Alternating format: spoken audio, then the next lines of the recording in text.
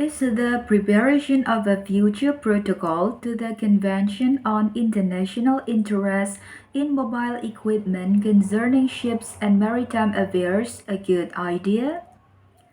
This article aims to tackle the following objectives: to examine the main problems, both legal and practical, that a protocol to the Cape Town Convention on International Interest in Mobile Equipment would face in the field of maritime law, particularities of the shipping industry and its financial counterpart, the relationship and conflicts with other conventions, international maritime liens versus non-consensual right or interest.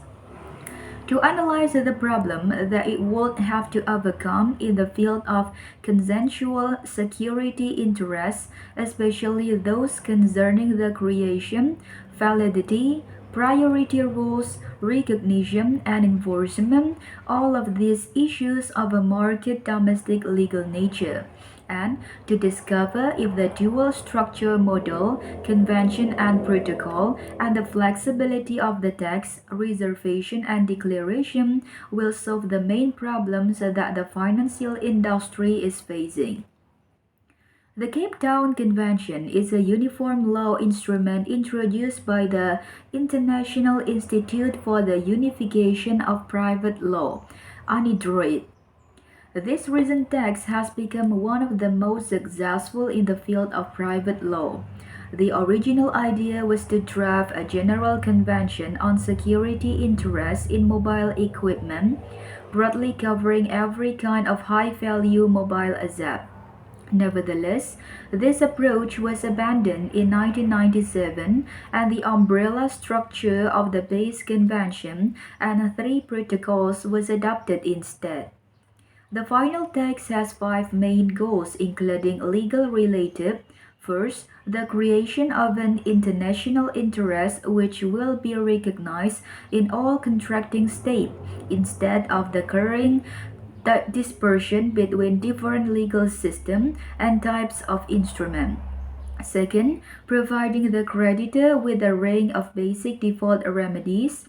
Third, the creation an electronic international register to give notice, ensuring the recognition worldwide of the international security interests and preserve priority against unregistered interests and finance related to ensure through the relevant protocol that the particular needs of the industry concerned are met, and to give intending creditors greater confidence in the decision to grant credit, enhance the credit rating of equipment receivables, and reduce borrowing costs to the advantage of all interest parties.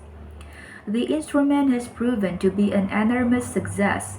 Its ambition is a response to a real and pressing need to fill the gaps which exist with regard to certain type of asset, namely aircraft equipment and to a lesser extent railway rolling stock and space asset.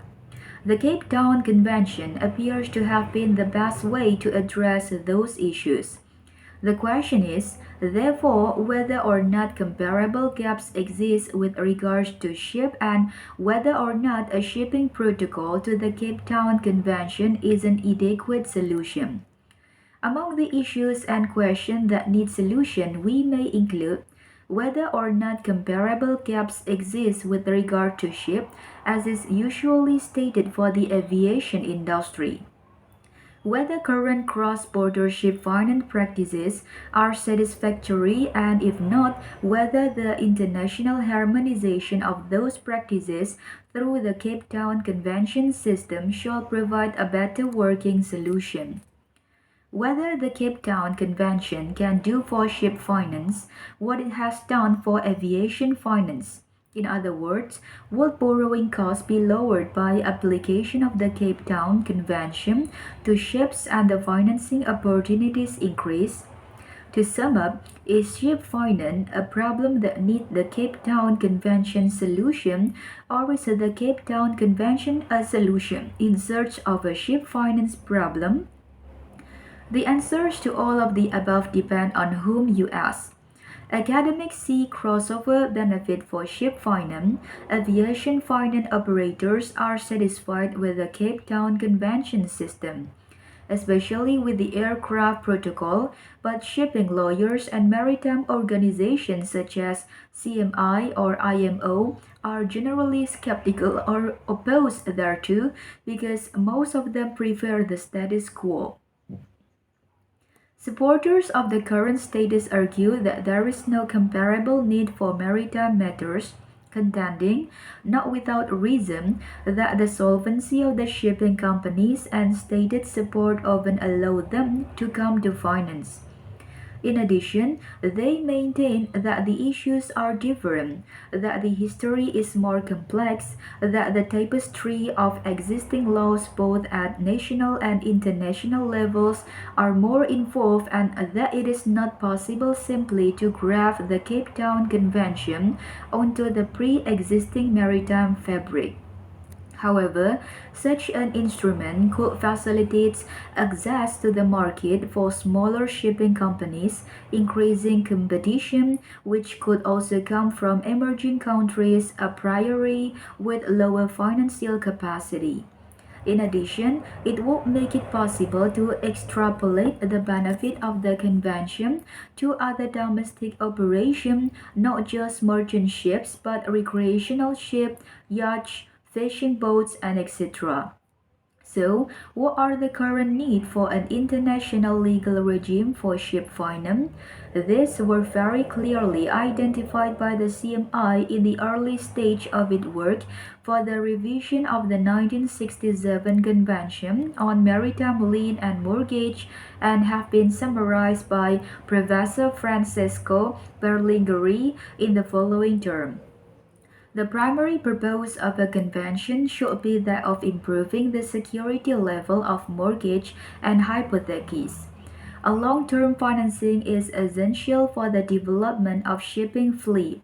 The more readily available and less expensive security is the vessel itself, and the need for uniform rules is increasing, for ship financing is becoming more and more international. Status quo. In order to analyze the current status of the International Convention, their evaluation here focuses on three different aspects. First, the lack of success of either of the 1926 or the 1993 Convention on Maritime Liens and Mortgage. Second, the huge importance given by those conventions to the maritime liens, credits not linked with the financial operation and privilege of a security interest, and third, what issues are not covered by the convention currently in force, especially substantive law issues. Lack of success of the current international MLM instrument at the beginning of its elaboration, the drafters of the Cape Town Convention wondered if the ship or even offshore platform and other maritime equipment would be an asset susceptible of being addressed under the instrument. The negative answer of shipping-related international organization, the IMO, CMI, or UNCTAD, was based mainly on the fear lest the inclusion of registered ships mortgage in an international convention of a general nature might prove to be a cause of conflict with the newly drafted International Convention on Maritime Liens and Mortgage and result in confusion and uncertainty. In other words, ships were excluded because of a perception, probably a misconception, that these were already catered for by existing convention, although in respect of consensual security interests, all of these were confined to rules of recognition, and none of them has been very successful. The purpose of listing this international instrument is twofold. On the one hand, the purpose is to emphasize the absence of uniform rules regarding substantive law governing security rights on the international scenario. This omission represents one of the serious problems for the international financing sector, especially in developing countries, which will limit access to international credit.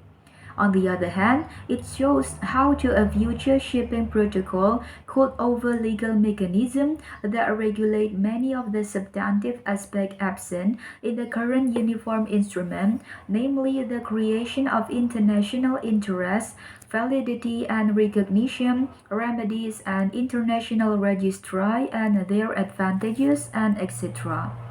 Thank you.